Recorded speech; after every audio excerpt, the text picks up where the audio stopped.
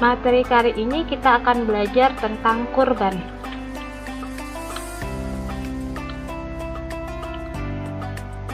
Sejarah adanya kurban. Syariat kurban bagi umat Islam merupakan syariat yang telah ditetapkan Allah Subhanahu wa taala untuk semua umat sejak Nabi Adam alaihi salam, yaitu adanya kisah kurban yang dilakukan anak-anak Nabi Adam, Qabil dan Habil.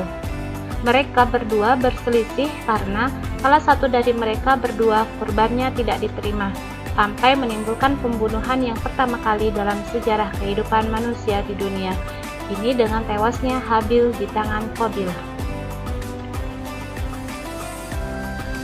Pengertian kurban. Kurban berasal dari bahasa Arab, yaitu berasal dari kata qoruba yaqrabu kurban wa kurbanan, yang artinya pendekatan diri atau mendekatkan diri.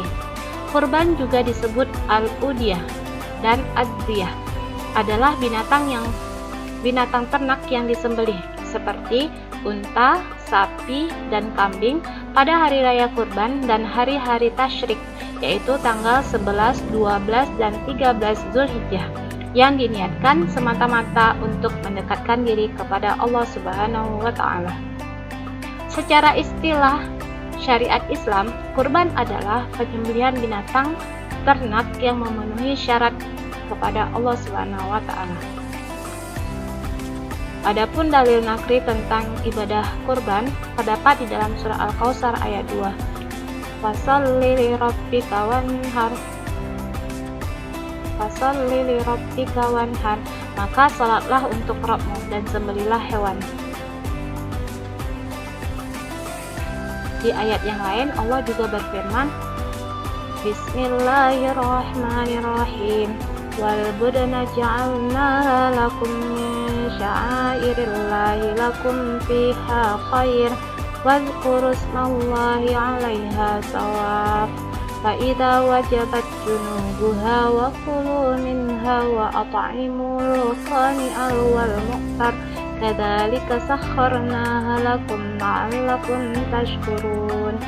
Dan telah kami jadikan untuk kamu unta-unta itu sebahagian dari syiar Allah. Kamu memperoleh kebaikan yang banyak padanya, maka sebutlah olehmu nama Allah ketika kamu menyembelihnya dalam keadaan berdiri dan telah terikat. Kemudian apabila telah roboh atau mati, maka makanlah sebahagiannya dan beri makanlah orang yang rela dengan apa yang ada padanya, yang tidak meminta-minta dan orang yang meminta. Demikianlah kami telah menundukkan unta-unta itu kepada kamu. Mudah-mudahan kamu bersyukur.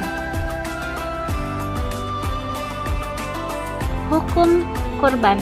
Berkurban hukumnya sunnah muakkad bagi yang mampu melaksanakannya. Lalu meninggalkan ibadah itu, maka ia dihukum makruh. Rasulullah Shallallahu Alaihi Wasallam bersabda, yang artinya saya disuruh menyembelih kurban dan kurban itu sunnah bagi kamu. Waktu kurban. Waktu penyembelihan kurban adalah sesudah sholat Idul Adha pada tanggal 10 Zulhijjah dan pada hari tasyrik 11, 12, dan 13 Zulhijjah. Binatang kurban. Binatang yang boleh dikurbankan adalah hewan yang mendatangkan kelezatan, kenikmatan, dan banyak dagingnya atau gemuk. Binatang tersebut adalah unta, sapi, dan kambing atau domba. Selain tiga jenis tersebut tidak dibolehkan Allah SWT sebagaimana firman-Nya. Bismillahirrahmanirrahim. Liyadzkuru ismallahi 'ala ma razaqahum min bahimatil an'am, supaya mereka menyebut nama Allah terhadap binatang ternak yang telah dirizkikan Allah kepada mereka. Al-Hajj ayat 34. Seekor kambing atau domba untuk seorang, seekor unta dan sapi untuk 7 orang. Hal tersebut sebagaimana dalam hadis yang artinya, dari Jabir radhiyallahu an, kami telah berkurban bersama Rasulullah pada tahun Hudaybiyah, seekor unta untuk 7 orang dan seekor sapi untuk 7 orang. Hadis riwayat Muslim. Syarat-syarat binatang yang tidak boleh dikurbankan. Pertama, rusak matanya dan jelas kerusakannya. Kedua, sakit dan jelas sakitnya. Ketiga, pincang dan jelas pincangnya. Keempat, kurus dan tidak bersumsum. Syarat-syarat binatang yang sah untuk dikurbankan.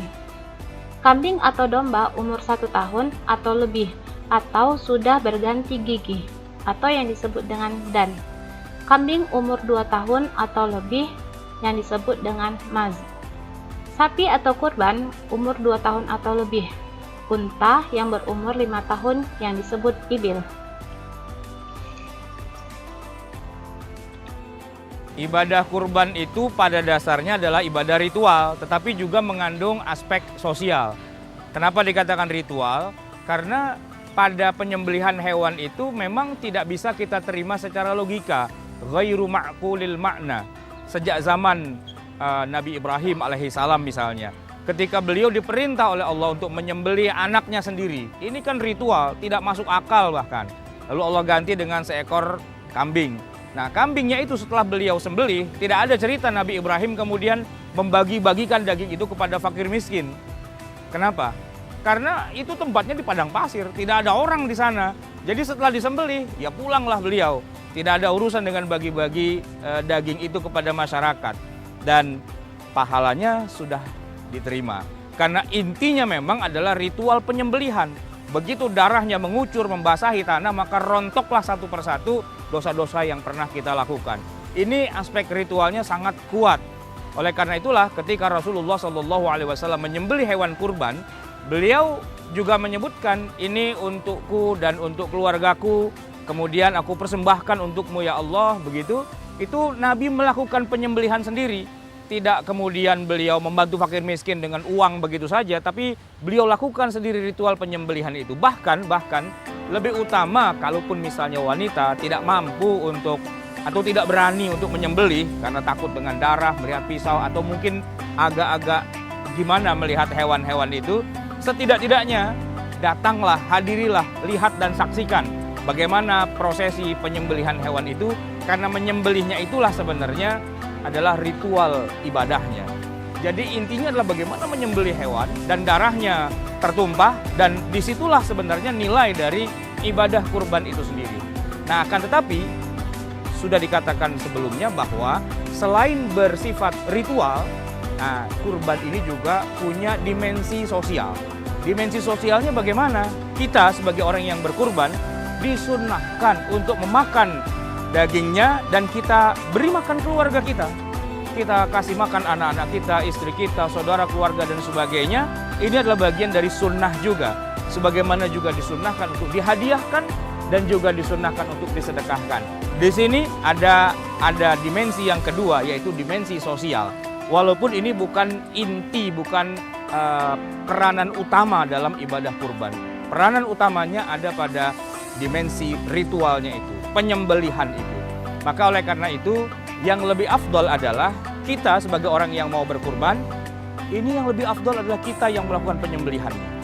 Disitulah letak keberkahannya, letak kesunahannya, dan letak fadilah atau keutamaannya. Kalaupun tidak berani melakukannya, kita tetap hadir di situ untuk menyaksikan bagaimana hewan kita sedang dipersembahkan kepada Allah Subhanahu wa Ta'ala. Tetapi kalau ada alasan-alasan tertentu kita tidak bisa hadir, atau mungkin mau kita kirimkan ke tempat yang jauh dan sebagainya, bagaimana hukumnya?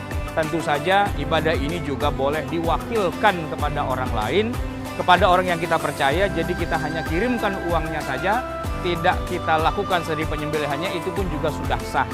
Jadi kesimpulannya bahwa ibadah kurban ini intinya adalah ritual penyembelihan. Di situ letak pahala yang paling utamanya, tetapi kemudian juga berkait dengan ibadah sosial, di mana kita berbagi hewan-hewan ini, makan daging ini bersama dengan masyarakat kita, keluarga kita, orang-orang fakir yang ada di tengah kita dan masyarakat secara luas. Boleh dimakan oleh yang bukan muslim sekalipun, boleh dimakan oleh orang yang memang tidak kita kenal, dan tidak harus kepada sesama teman-teman kita saja, tapi kepada siapapun di antara masyarakat kita. Ini adalah aspek sosialnya.